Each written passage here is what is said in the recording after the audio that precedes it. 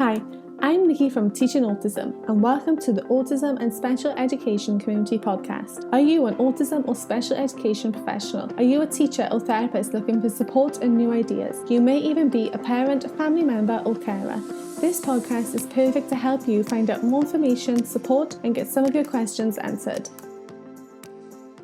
Hi everyone, and welcome back to the Teaching Autism and Special Education Community Podcast. Today is episode 6 in our sensory series with Becky from Sensory Spectacle, and this is our last episode together, and we thought we would end it with something that we both really like to talk about, and that's the importance of sensory play. So if you haven't listened to our previous 5 episodes in this sensory series, I highly recommend heading back and listening to them all. Becky shares such a huge amount of information. She really is a wealth of knowledge. Be sure to head over to the show notes as well, because I'm going to attach all the links for things that we discussed there, as well as a coupon code for you that you can use for any of her sensory online trainings. But without further ado, let's dive right into today's topic, all about the importance of sensory play. Hi Becky, and welcome back to our final episode in this 6-part series on the Teaching Autism and Special Education podcast about all things sensory. So before we start today, for the final time, could you give us a really quick introduction of who you are and what you do? Hiya, yeah, sure. So my name's Becky. I'm the founder of Sensory Spectacle, and we educate about and create awareness of sensory processing disorder. So we work with children and adults with sensory processing difficulties. They share with us their insights, their descriptions, their experiences, and we create immersive learning environments, training to help educate parents, professionals as to how it might feel to live with sensory processing difficulties and how we can then support people better. I've also got lots of other books, YouTube videos, online training and workshops that we provide as well. Fabulous. Thank you so much. And if you haven't listened to the past 5 episodes, I really recommend going back listening to those, because Becky has shared so much knowledge about all things sensory with us. But today we are focusing on the importance of sensory play. Yes, a very, very important topic and one that I love. Definitely. It's one of my favorites, and this is kind of like keeping the best for last for me, because I'm really excited to pick your brains, all things sensory play. Totally. It's just where we can really be creative, isn't it? Yes. And before we start, for people who maybe are listening, maybe they know kind of what sensory play is, but maybe not so much, what would you say sensory play means to you? It's everything. So sensory play is how we learn, how we explore, how we understand, and importantly, how we develop new skills. So for some people, we might need to help to expose them to certain situations, certain environments to help them to learn a particular skill, or to become familiar with a certain environment. So we can use sensory play to offer new experiences. We might be really creative, so we might do some messy stuff, might do some painting, we might play with dry things and feel the texture of them, listen to the sound of them. It might be that we use sensory play for relaxation, and then as well as being able to use it to help develop more purposeful skills. Definitely. And sometimes people assume that maybe sensory play is just done in sensory bins and trays, because that's what Instagram and Pinterest likes to tell us. But you actually have a book that talks all about different creative play activities that will be really beneficial for people as well. Yeah, so Spectacular Play Ideas is a book that I created, and it's split into each of the sensory systems and gives you ideas for seeking sensations and avoiding sensations. So if you know someone's specific sensory needs, you can then flip to the right page of the book and try out certain fun and creative ways to support those sensory needs. That sounds wonderful, and I'll link that in the show notes. And my next question is, I'm laughing because I already know the answer to this one, but I have to ask it anyway. Who is sensory play for? Everyone. So, I mean, it's quite easy for us when we have a baby or when we're supporting children to type in something on the internet and it will come up with sensory play or sensory something. So the word sensory is a bit of a buzzword at the moment, but I see that as a good thing. It's really important that we're recognizing how important our senses are for our lives. However, as we're an adult, we still use our senses to play and to explore. It might be that we do it in a slightly different way. So I've recently started bouldering, which is a form of climbing. I'm now using my body and my senses to learn a new skill. And so rather than me doing it as more of a structured activity, sitting down, drawing, exploring textures, I'm now doing it as an adult through a structured class of learning how to move my body, my joints and my muscles again. So we're all constantly learning through our senses. And so it's really important that we do kind of acknowledge that this concept of sensory play is for everyone. It's not just for children and babies. Definitely. And I love the sound of bouldering. Like, I'm not brave enough to try it, but I love the sound of you doing it. A great sense of achievement when you get to the top and when you've managed to be able to kind of work your route out and really kind of pull your body. But yeah, it's definitely a new sensory experience for me the day after. Definitely. And I think that just goes to show as well that as we grow and our interests maybe change, so do the different activities that we take part in, along with all those sensory activities as well. Definitely. You horse ride, don't you? And I presume you've been doing that for a long time. And so your body, there's something about it that your body will find supportive, regardless of when you're a child horse riding and when you're an adult horse riding. Definitely. And I took a few years break in between before when I was like a teenager to when I was an adult sort of thing. And when I went back to it, oh my goodness, the next day for, the next 6 weeks probably hurt. Yeah. But some people might do that through food. So I know so many people that love going to different restaurants. That might be their way of sensory play. And so it's not just a physical activity like we've been sharing. It might be that someone's way of really stimulating and learning more about their senses is just by trying something different. Definitely. And I can vouch horse riding, like you can vouch bouldering. It's one of those things where you can really, I feel like I use all my senses literally on that horse because you have to. Definitely. Yeah. Especially the smell. Yes. And that changes. But for sensory play, I feel like there are so many benefits from even like, young babies right up to adults. But what would you say are maybe some of your top benefits that you think come from sensory play? Yeah, so I think if we are thinking about, younger children, babies, young people, or maybe people with an additional need, a learning difficulty, things like interaction. So it might not be side by side learning. It might just be the fact that someone is watching you, observing you, preparing an activity. So pouring rice into a tray or pouring water into a jug, or them being given an instruction to take part in what you're doing. That is really, really important for that person's kind of confidence as well as their own understanding of not just the activity, but their sensory needs. So interaction, engagement, so engaging with a particular activity, following instructions, might be communication. So types of turn taking, following instructions again, developing certain skills, so fine and gross motor skills, life skills, getting my hands messy. How do I then sort out my hands when they're messy? How do I make them dry again? Being taught, being shown, washing my hands, drying them off. Oh, now they feel how I prefer them to feel. And then talking about, sensory regulation, like we were in the sensory lifestyle, we can use sensory play for younger children and adults in order to help them to regulate. So things like stress balls could be classed as play. However, there's a huge benefit to having that for someone to really, work out where their body is, how much proprioceptive input they're using in order to regulate themselves. Another benefit is that we can use it to help teach new topics and expose them to new environments and experiences.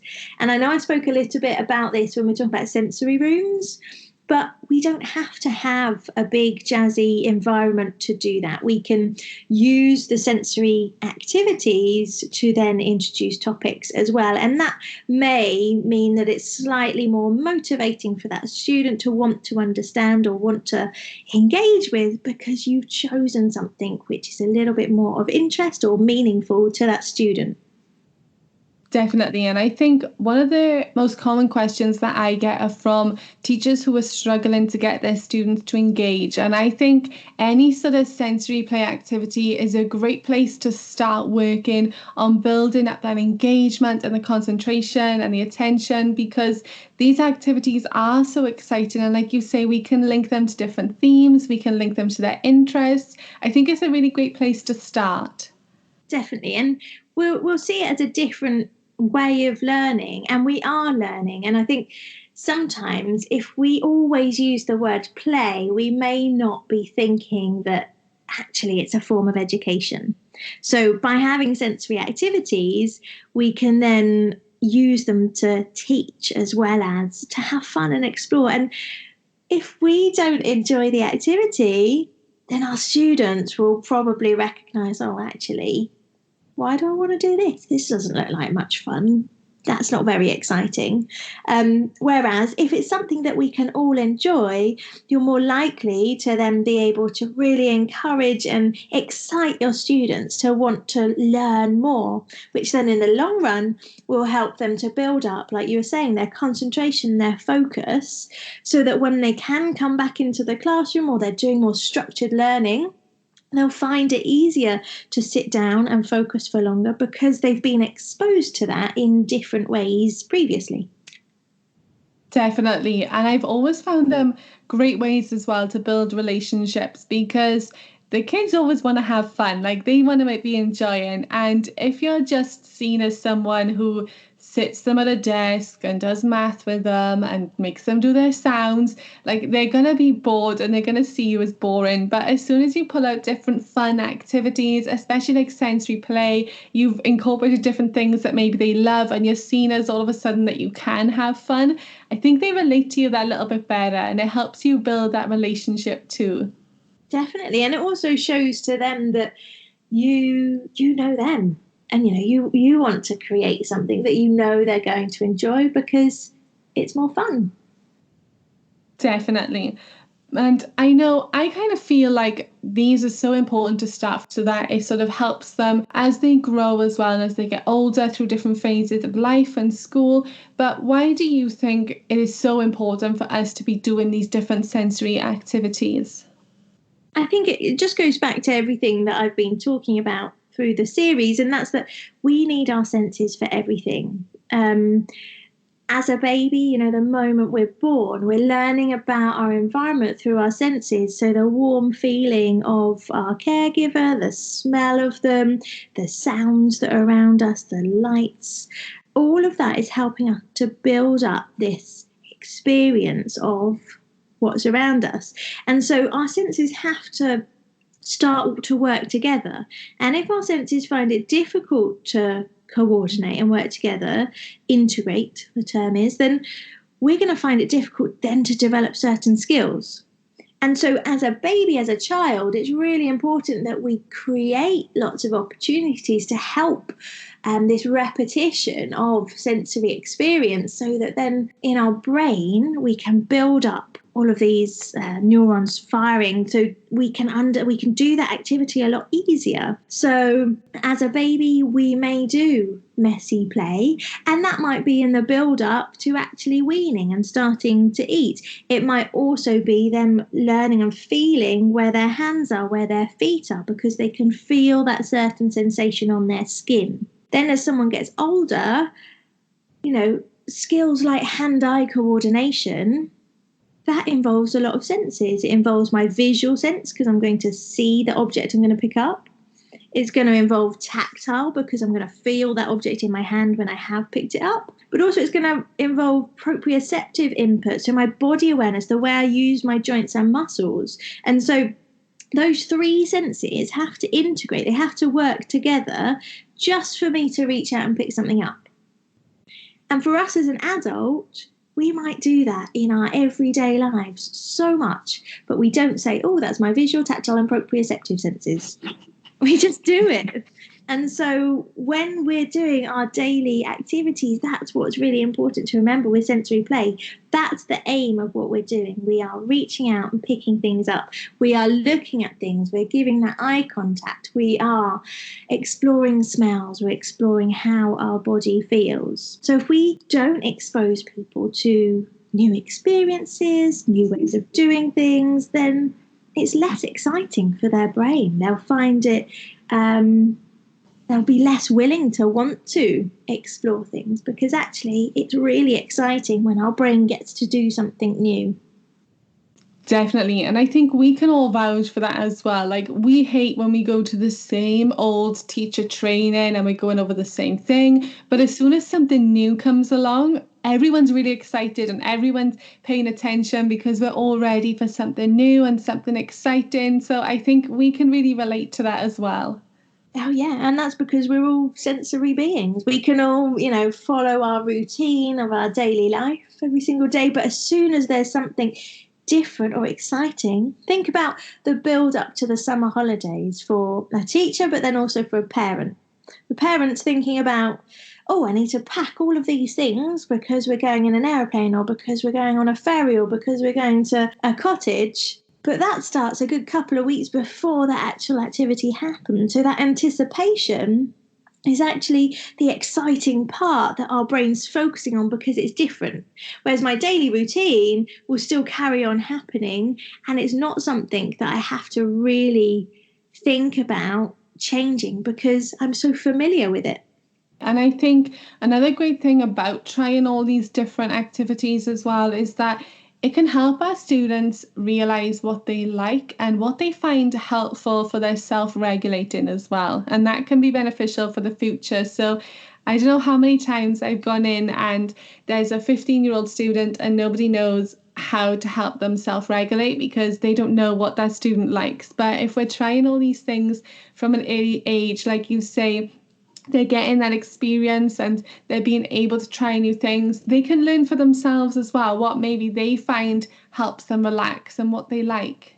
Yeah, and those students are the ones that we really do need to try and find ways to support. And I talk a lot more about that on the teacher training I was talking about. So a student who might be difficult to engage in an activity, or might seem bored or distracted or phase out most of the day because the teacher finds it difficult to know what to do to motivate that student. And for those students, it might be that they have something called a really high threshold. And so what that means is that student requires a lot of sensory input, so a high input, before their brain even recognizes that sensation. So it might be that they're dazed because actually it's almost like we're really sleepy. I need something really big to wake me up to then help me to draw my attention to something or to focus on something. That's why we see some students who constantly move throughout the day, and even when they're sitting there fidgeting and wiggling around, because they have a really high threshold. They need so much input movement-wise in order to be able to follow your instructions and to listen. Definitely. And I know you have a book as well as those training options where you talk all about how to support strategies for self-regulating as well. Yeah, so then there's the book Spectacular Support, which again runs through each of the senses and gives you ideas for hyper and hypo sensitivities. So you can go to the particular section that's relevant to your student. And those activities are with the aim that you can do them together. However, there are also strategies that you can help them to teach them to self-regulate as well. So they could do it for themselves as they get older. And I think that's really important as well, like you say, especially for when they're getting older and helping to give them the tools that they need to use in the future, because that's an important life skill for them to have, to be able to self-regulate. And like you say, all of that can develop from these sensory play activities that we're trying from such a young age. And some people may be able to support themselves and to regulate as they get older, whereas there's some people where we do need to help them to recognise and to provide ways to support their sensory needs as well.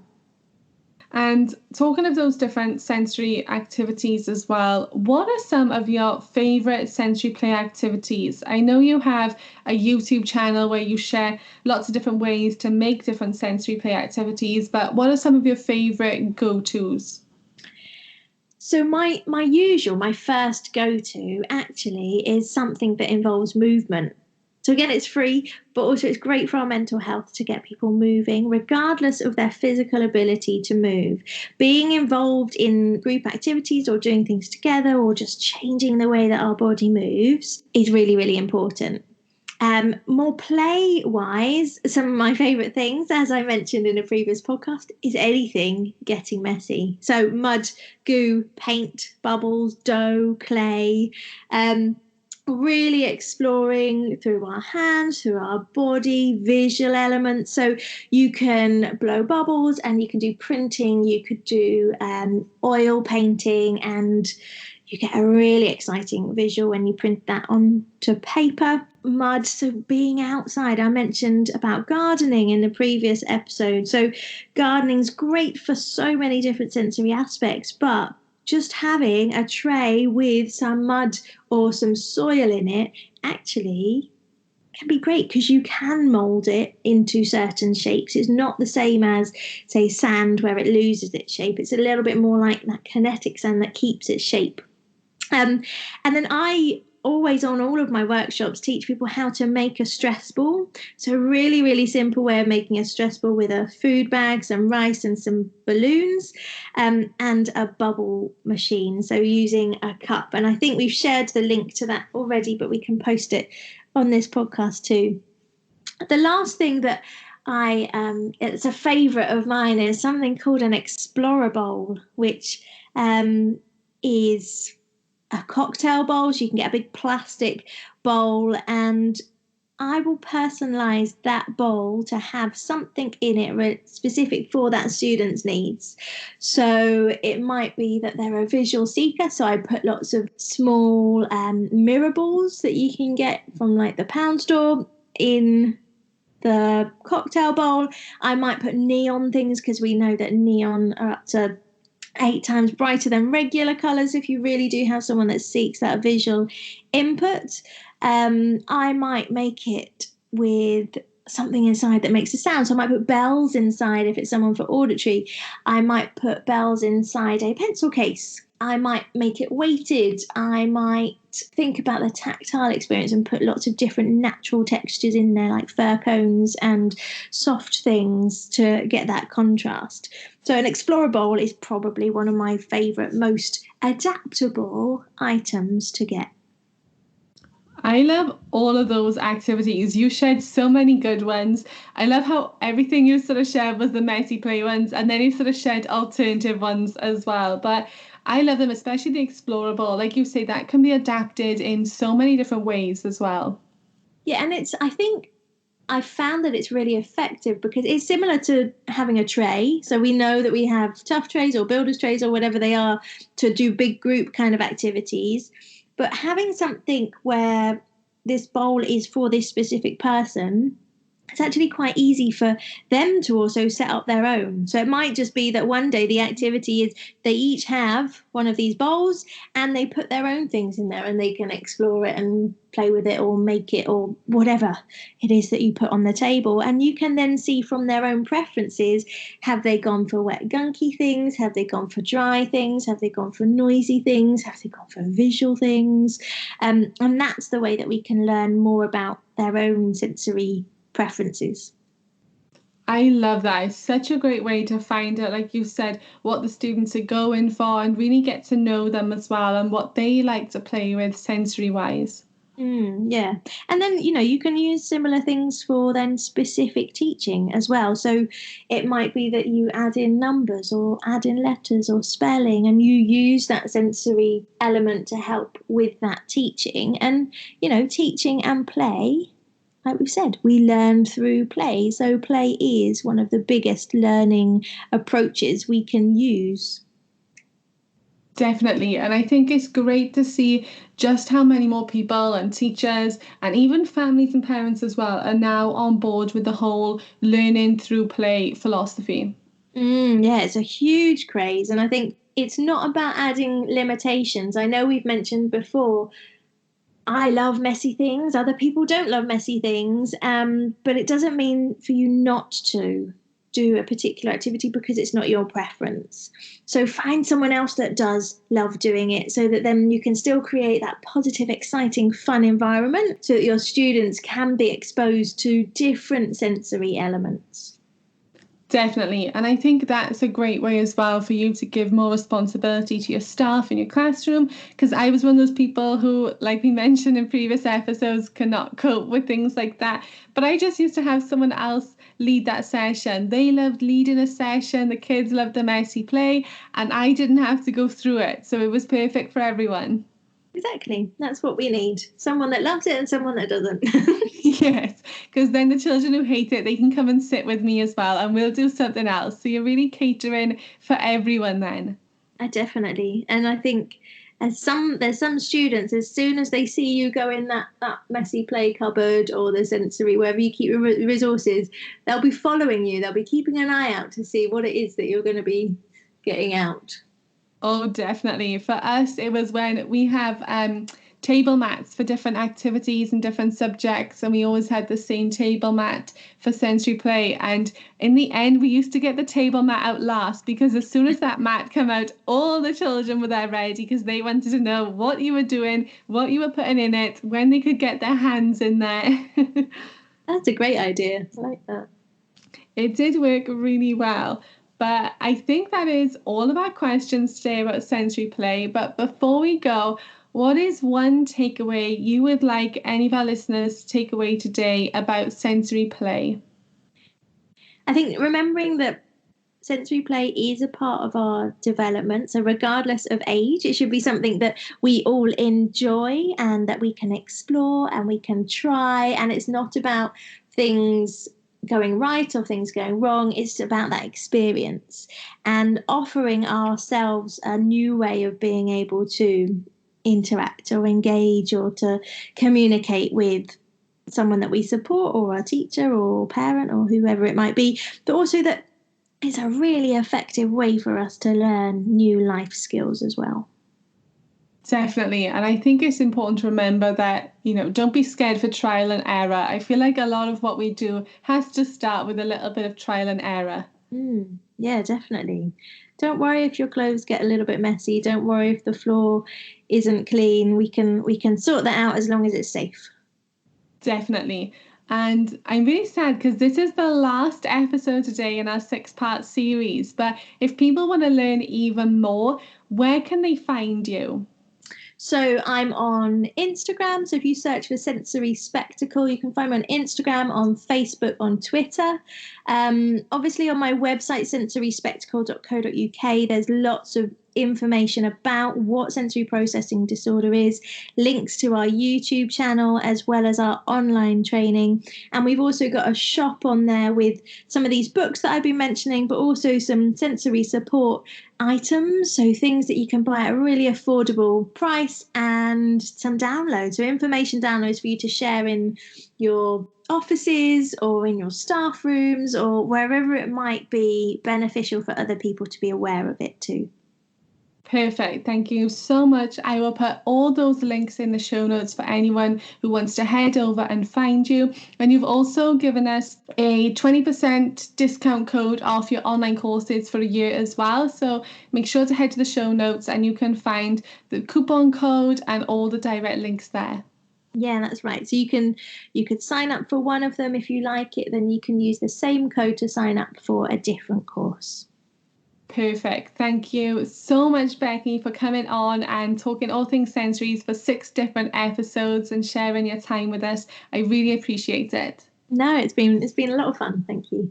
Thank you so much, Becky, for doing this 6-episode series with me for all things sensory on the Teaching Autism and Special Education podcast. If you haven't listened to the previous episodes yet, head back because me and Becky are talking all about sensory and behaviour, sensory profiles, sensory tips and activities to try, creating a sensory room, sensory lifestyle, and of course this episode, the importance of sensory play, is the final episode in our 6-part series. Make sure to head over to the show notes where you can find all the links and information that we've talked about in today's episode. And if you have any further questions for anything sensory, be sure to reach out to Becky. Thank you for listening, and I'll speak to you again soon.